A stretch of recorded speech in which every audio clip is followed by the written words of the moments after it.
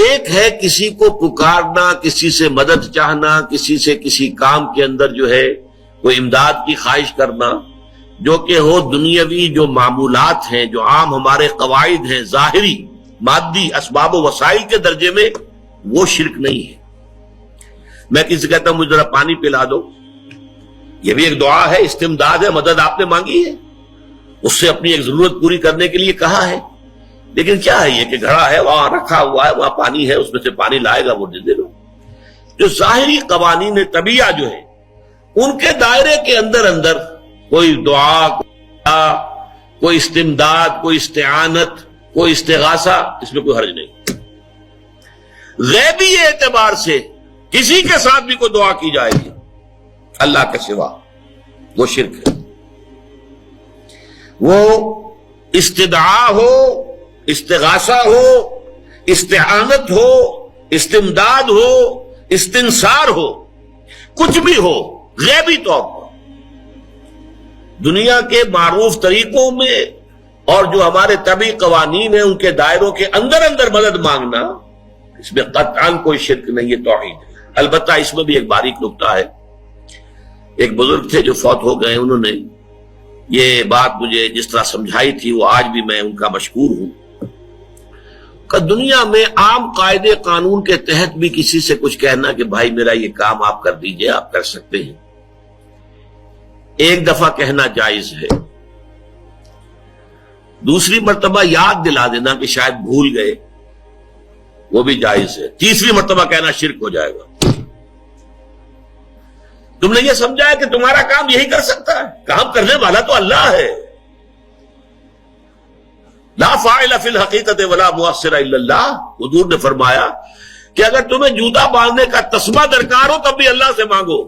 کسی کے سامنے سوال کا جو ہاتھ جو ہے وہ دراز نہ کرو۔ اللہ نے تمہیں ایک عزت نفس دی ہے، اس عزت نفس کو ڈھیلا نہ بناؤ، کسی کے سامنے جو ہے اپنا ہاتھ پھیلا دینا، اپنی عزت نفس جو ہے تو ختم کر دینا ہے، مت مانگو کسی سے کچھ۔ لیکن یہ کہ ٹھیک ہے دنیا میں کام چلتا ہے۔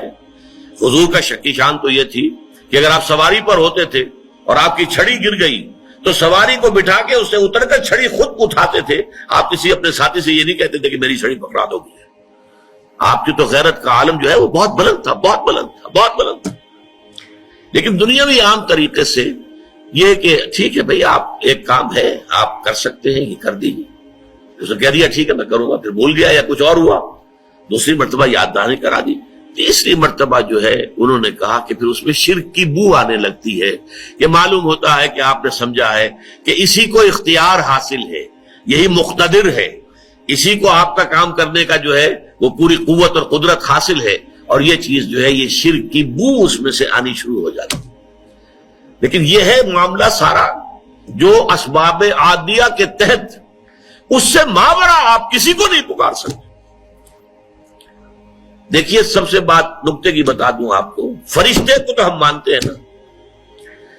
حضرت شیخ عبد القادر جیلانی رحمۃ اللہ علیہ کی روح ہے یا نہیں ہے، سنتی ہے نہیں ہے، حاضر ہے کہ نہیں ہے، ناظر ہے کہ نہیں ہے، 100 اختلاف ہو جائیں گے،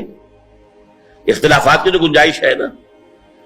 فرشتہ ہے یا نہیں ہے، وہ تو فرشتہ تو ہے، آپ کے دونوں کندھوں پہ بیٹھا ہوا ہے، کرامن کاتبین ہے کہ نہیں ہے، یرسل علیکم حفظہ، آپ کے جو باڈی گارڈ اللہ فرشتہ نہیں بھیجتا، لیکن آپ فرشتے سے بھی نہیں کہہ سکتے کہ میرا یہ کام کرو۔ فرشتے کے وجود میں تو کوئی شک نہیں ہے،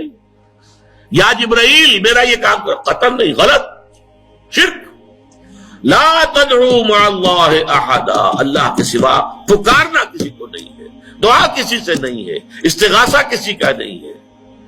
استعانت کسی سے نہیں ہے، استمداد کسی سے نہیں ہے، استنصار کسی سے نہیں ہے سوائے اللہ کے۔